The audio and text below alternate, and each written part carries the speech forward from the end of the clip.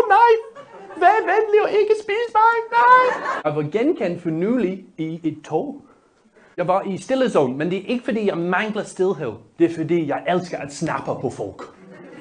Fordi i dansk folksamfund skal du sige undskyld og skub ikke. Og den vej åbne døren, men ikke i stillezone. I stillezone du kan gå fra 0 til 100. Men jeg læser ikke noget, jeg kigger ud af vinduet, jeg bare venter. Jeg venter og venter. Og jeg kan høre en phone ringer, og jeg starter at drikke.